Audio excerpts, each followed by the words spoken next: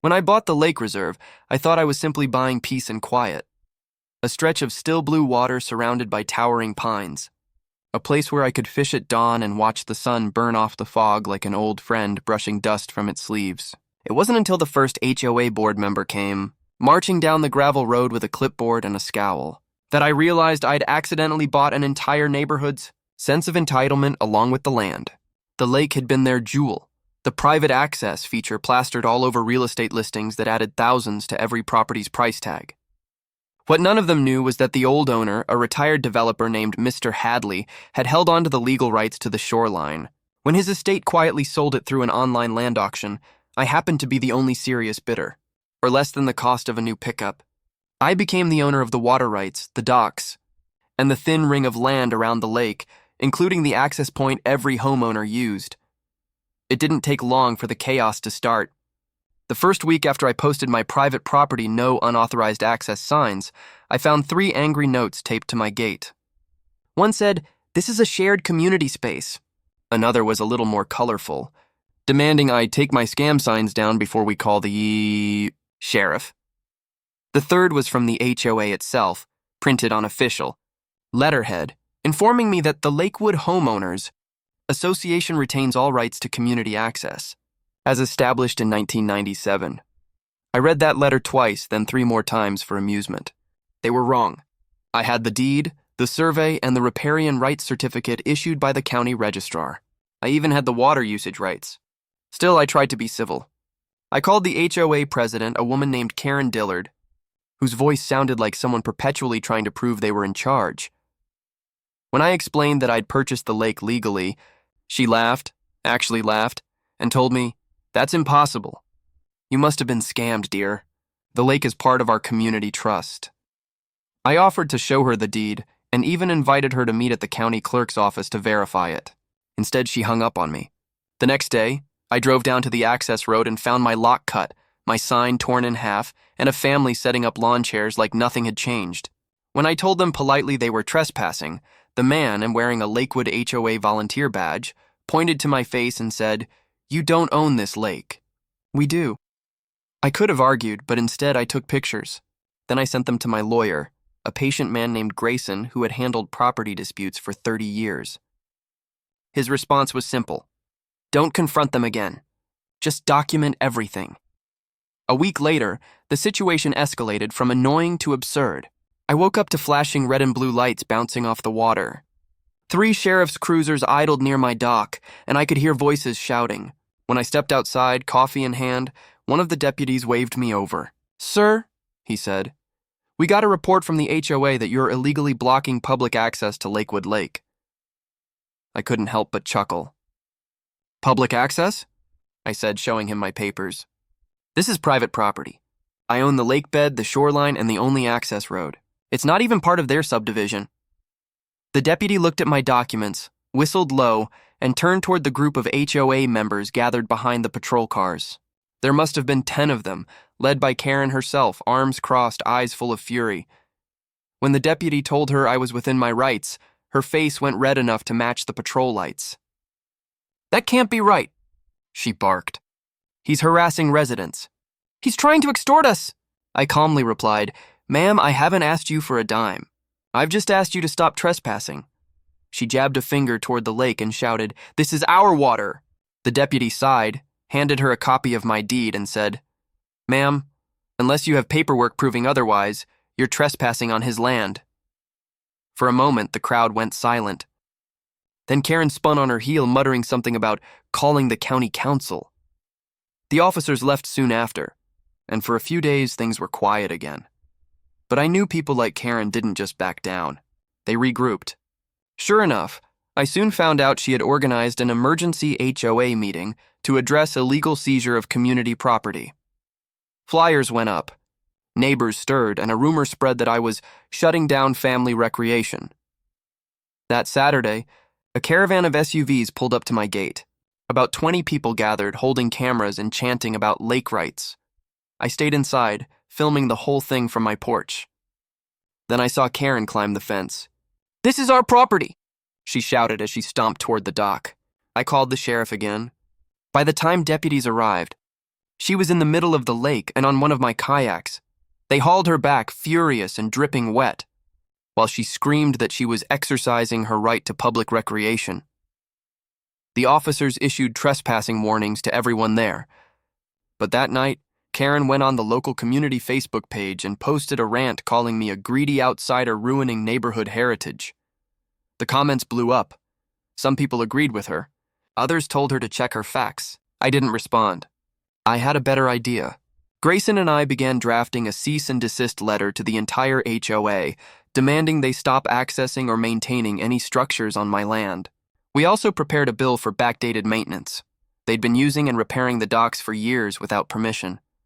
Then, while searching through the old county records for documentation, we stumbled upon something Karen definitely didn't expect, an easement clause that had expired 10 years earlier. It stated that the HOA had conditional access to the water only while paying annual upkeep fees to the original owner. They hadn't paid since 2013. In legal terms, their access rights were not only invalid, they were terminated. The lake, the docks, the water, even the boat slips, all were exclusively mine now. And once the HOA learned that, I knew the fireworks were only beginning. When Grayson confirmed that the HOA's easement had expired, I felt a mix of disbelief and satisfaction. Disbelief that they had ignored something so critical for 10 years, and satisfaction that I had the ultimate trump card. Still, we both knew that legal right didn't automatically translate into practical peace. HOAs like Lakewoods weren't built on logic. They were built on pride.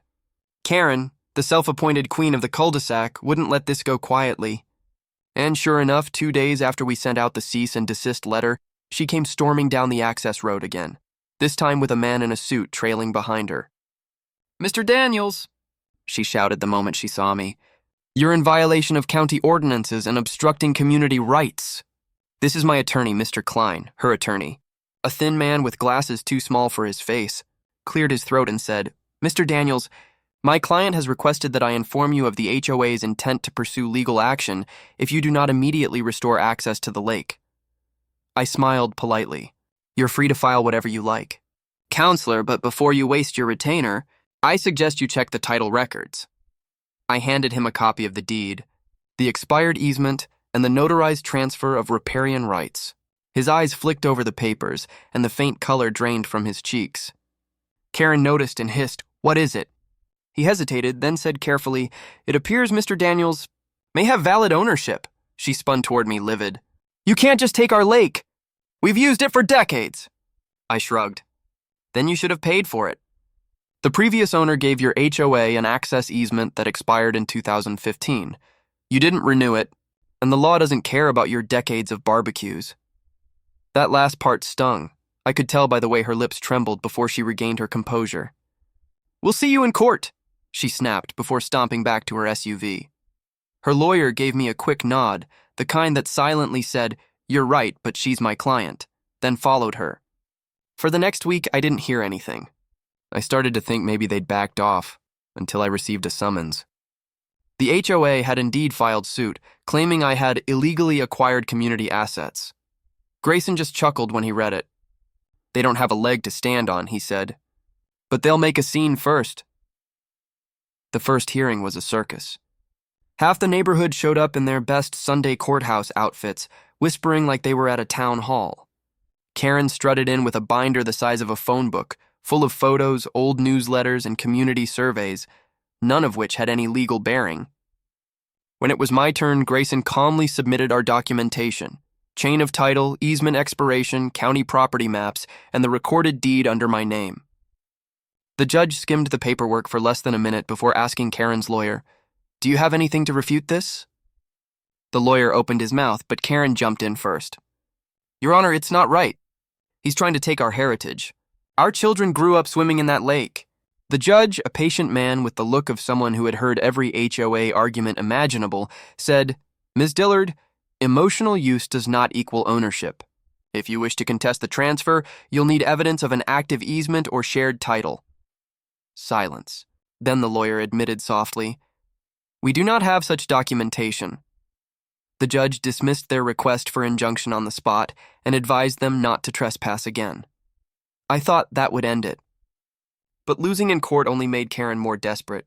Within days, she organized a smear campaign, flyers accusing me of environmental neglect, online posts claiming I was draining the lake to sell water rights, and even a petition demanding the county reclaim the reserve for public use. When I showed these lies to Grayson, he sighed. Typical HOA tantrum. Let her dig her own hole. He was right. Every claim she made was easily disproven. I kept the lake pristine, even paid for new erosion controls and fish restocking permits. The local paper eventually reached out to me for a comment after Karen tried to paint me as a villain. I agreed to an interview and showed them everything: the deed, the court ruling, and the cleanup permits. The resulting article ran with the headline, "Local Man Saves Lake After HOA Neglect. Legal Owner Confirmed." That headline hit Lakewood like a thunderclap. Overnight, the narrative flipped. Neighbors who once glared at me started waving from their driveways. A few even stopped by to apologize, admitting they had no idea their HOA hadn't maintained its legal obligations. Karen, on the other hand, doubled down. She held another emergency meeting, this one to propose that the HOA raise dues to fund an appeal. Except this time, the homeowners refused. Many of them were tired of her grandstanding, especially after she'd spent their money on a losing lawsuit. I heard through the grapevine that several members demanded her resignation, and when she refused, a recall vote was called.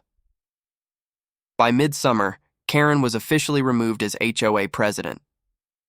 Her replacement, a man named Greg Foster, reached out to me directly. He apologized for the trouble and asked if there was any chance of negotiating a limited access arrangement, maybe a few weekends for residents to fish or kayak under supervision. I appreciated his tone. He wasn't entitled or demanding, so I agreed, on one condition. The HOA would sign a formal lease agreement and pay an annual maintenance fee to help preserve the lake. Greg accepted immediately. For the first time, it felt like peace might finally settle over Lakewood. But Karen wasn't done. A week later, I found her trespassing again, standing on the dock with her arms folded, glaring out at the water like she could will it back into her control. I approached quietly and asked, "Enjoying the view?" She spun around. "You don't deserve this place," she spat. "You don't understand what it means to this community." I looked out at the shimmering reflection of the setting sun and said, "I understand it better than you think. You treated it like property. I treat it like preservation." She didn't reply. For a moment, she looked smaller. The authority drained from her face, replaced by a kind of helpless nostalgia. Then she left, wordless, back down the road. By fall, the lake had returned to its calm rhythm. Kids came on weekends with permission slips, families picnicked by the shore under the lease agreement, and the HOA, now under new leadership, kept their distance. Karen's house went up for sale not long after. Rumor was she moved to another development where she'd start fresh. Maybe she did. As for me, I finally got what I wanted in the first place. Quiet mornings, gentle ripples, and the knowledge that no matter how many rules, meetings, or egos tried to claim it, the lake was mine by right and respect. Just when I thought the storm had finally passed, Karen found one last way to stir the waters. Quite literally. It started one quiet Tuesday morning in late October. The mist was still hanging over the lake like a silk blanket, and I was out by the dock repairing a loose plank when a convoy of white trucks rolled up the access road. County vehicles. At first, I thought they were here for a random inspection, maybe checking on shoreline conservation or wildlife tagging. But then I saw the familiar figure stepping out of the lead truck, Karen, wearing her signature red blazer and that self-satisfied smirk that said she believed she'd finally caught me. A tall man in a county vest approached me with a clipboard. "Mr. Daniels," he asked. "We're here following up on a complaint of environmental violations regarding Lakewood Lake, unpermitted alterations to the shoreline, potential chemical runoff, and illegal restriction of public access." I could practically hear Karen's smug whisper behind him. I took a deep breath, suppressing the urge to laugh. "Sure thing," I said calmly. "You're welcome to inspect whatever you like. I have nothing to hide." The inspector looked mildly surprised by my cooperation, but he nodded and motioned for his team to begin. They spent the next 2 hours taking water samples, measuring soil pH, and photographing every inch of the property. Karen followed them like a tour guide, pointing at random things, my fishing shed, a compost pile, even a pile of driftwood, and declaring them suspicious. At one point, she even claimed that my small solar pump was draining the lake's ecosystem. The inspector, to his credit, remained professional. When they were done, he turned to me and said, "We'll send the lab results and report within 2 weeks." I nodded. "Take your time. You'll find everything here's by the book." Then I looked at Karen and added, "Again." 2 weeks later, the report arrived, and it was spotless. No contamination, no unauthorized construction, no violations of any kind. In fact, the county commended my restoration efforts and noted that the water quality had improved since I'd taken over. I almost felt bad for the inspector. He'd clearly been dragged into a personal vendetta. I emailed the results to Greg, the new HOA president, and he replied within the hour. "She's still at it?" "I'm sorry, Mike. We'll make sure the board issues a statement distancing ourselves from her actions." True to his word, the HOA released a formal notice to all residents declaring that Karen Dillard's actions were unauthorized and that the HOA fully recognized my ownership and stewardship of the lake. That public acknowledgement stung her, pride more than any legal defeat ever could. She responded the only way she knew how, with drama. The very next weekend, she showed up again, this time armed with a local reporter from a sensationalist blog known for clickbait titles like "Town in Turmoil Over Greedy Developer." She tried to paint me as some corporate villain exploiting the land for profit. But when the reporter arrived and I calmly showed him my permits, conservation plans, and even the letter from the county praising the improvements, his enthusiasm dimmed. The article that eventually went online was hilariously neutral. Property dispute at Lakewood resolved, owner upholds environmental standards. That seemed to break her spirit for good.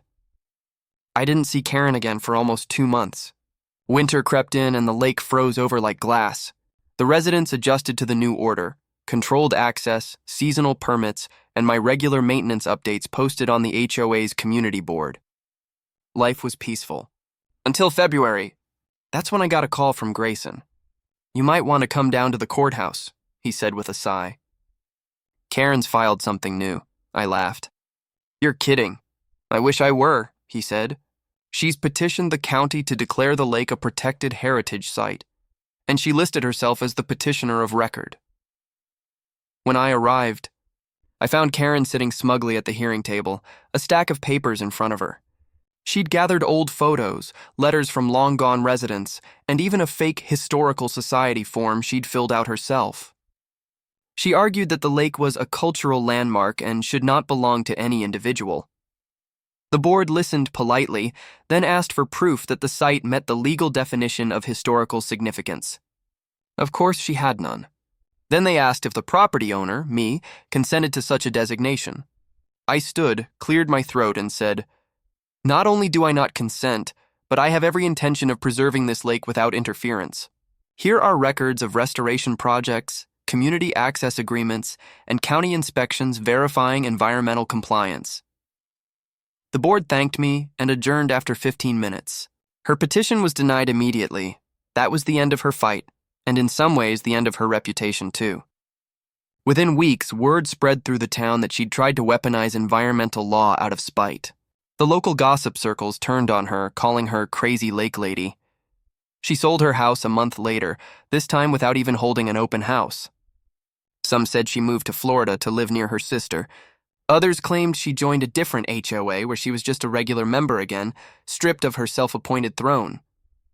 Either way, she was gone. As spring thawed the ice, I sat on the dock one morning, listening to the gentle lap of water and thinking about how something as simple as a lake could reveal so much about people. Ownership wasn't just about deeds or documents, it was about respect. The HOA had seen the lake as a commodity, something to display and control. Karen saw it as a symbol of her power. But to me, it was a living, breathing thing, a piece of nature that deserved care, not politics. Over the next few months, I installed new benches, built a small boathouse, and even set up an educational program with a nearby school. Every Friday, kids came to learn about water ecosystems and fish habitats. The irony wasn't lost on me. The very lake Karen claimed I was ruining was now a community classroom. That summer, I held a small event, an open day for the residents of Lakewood to come enjoy the lake under the new agreement. Greg gave a short speech thanking me for turning conflict into cooperation. When he finished, He handed me a framed photo of the lake taken at sunrise with the words, "Thank you for preserving our view," etched on the bottom.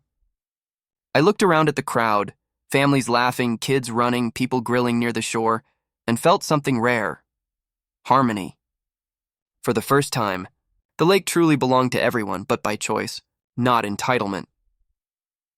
Later that evening, as the sun dipped low and the last guest packed up, I saw one lone figure standing across the water near the road, a silhouette that looked suspiciously like Karen's.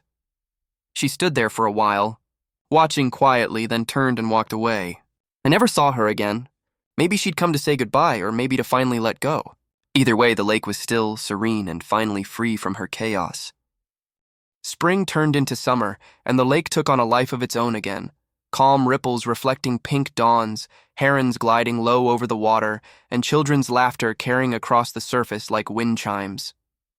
For the first time since buying the reserve, I felt like the land wasn't a battleground anymore. It was home. Word of what had happened between me and the HOA spread beyond Lakewood. Nearby towns began contacting me, asking how I managed to legally secure, preserve, and reopen a lake that had been locked in bureaucratic gridlock for decades. What started as a private hobby began to transform into something larger, a community model for how individuals and associations could coexist without greed or overreach. Even the county council reached out, inviting me to present at an environmental stewardship event. They wanted me to explain how private ownership could align with public interest when handled with transparency and fairness. I still remember that day clearly. The council chamber was filled with officials, property managers, and even representatives from other HOAs across the region. When I walked up to the podium, I could feel their skepticism. Most of them had read headlines about the HOA lake feud.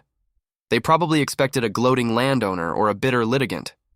Instead, I spoke simply about respect, for law, for land, and for people. I told them how I had originally bought the property for peace and solitude, but found myself in a storm of entitlement and misinformation. I explained how every confrontation, every legal document, every trespassing incident could have turned ugly if I'd let ego take the wheel. It's not about winning, I told them. It's about stewardship. Ownership gives you power, but stewardship gives you purpose. When I finished, the room was silent for a moment. Then the applause came, slow and genuine.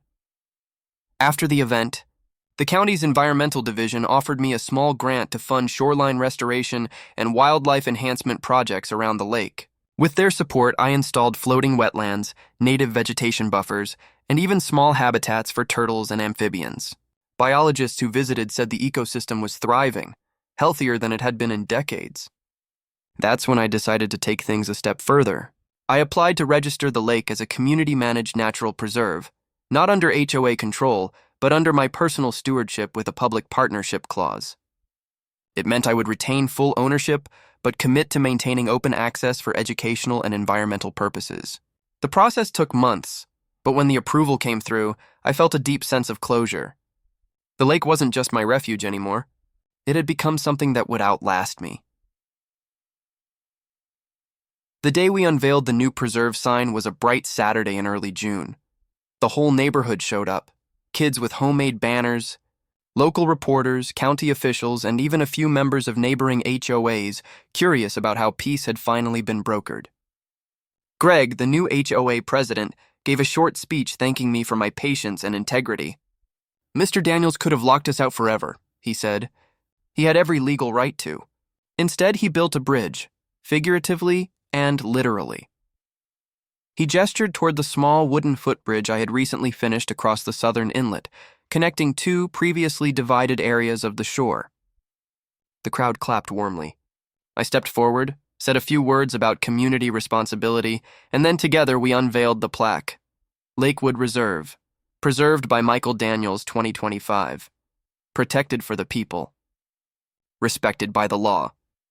Seeing those words carved in metal, gleaming in the sun, was surreal. This place had started as an escape from noise and trouble, and yet it had taught me more about human nature and patience than any courtroom or city office ever could. After the ceremony, people lingered, asking questions, sharing stories about how they used to come here as kids. One older man told me he had helped build the first dock with his father 40 years ago. "You did right by this place," he said, shaking my hand firmly. "Karen wanted control. You gave it care. Big difference. Later that evening, when everyone was gone and the last ripples faded from the surface, I sat on the end of the dock with a cup of coffee and let the quiet soak in. The sky was streaked with gold and violet, the kind of sunset that looked almost unreal. For the first time in a long time, I felt no tension, no lawsuits looming, no shouting neighbors, no patrol cars at the gate. Just stillness. And somewhere deep down, I realized that all the conflict, frustration, and late nights dealing with legal nonsense had led to this moment, a balance between solitude and shared good. A few weeks later, I received a letter postmarked from Florida. There was no return address, but I knew who it was from the second I saw the handwriting. Tight, meticulous, and slightly slanted. Inside was a short note on simple stationery. "Mr. Daniels, I've seen the photos online. The lake looks beautiful. You did what I couldn't. You made it belong to everyone the right way. Maybe I was too proud to see that back then. Take care of it. KD." I read the note twice, then folded it carefully and tucked it into the back of my ledger, where I kept copies of all the original property documents. Not as evidence anymore, but as part of the story. Because that's what this whole ordeal had become, a story about boundaries, both literal and emotional. Karen's mistake wasn't buying into a bad argument. It was confusing control for contribution. She wanted ownership to feel powerful, while I learned that true ownership feels like responsibility. In the months that followed, the lake continued to flourish. The county installed informational boards about native plants, local schools used the reserve for science field trips, and the fishing community organized annual cleanup days. Each summer, I hosted a small Lake Day festival, just neighbors, food, music, and open water. What used to be the site of shouting matches and police calls was now a gathering place filled with laughter. Sometimes, as I walked the shoreline and watched people enjoying it respectfully, I couldn't help but think back to the day those HOA trucks rolled up and Karen called the cops, claiming I was blocking public access. Funny how time proves the truth louder than any argument ever could. Now, years later, when I sit by that same lake, my lake, our lake, I don't see conflict anymore. I see reflection. I see the shimmering memory of struggle and the peace that followed. And every time the wind brushes across the surface, I like to think the lake remembers too. Not the noise or the shouting, but the quiet persistence that saved it. Because in the end, the water belongs to no one and everyone at once. It only needed someone patient enough to protect it from those who thought possession meant ownership. And that's the real victory. Not winning against an HOA. Not outsmarting a Karen, but proving that respect and reason can turn even the ugliest feud into something enduringly beautiful.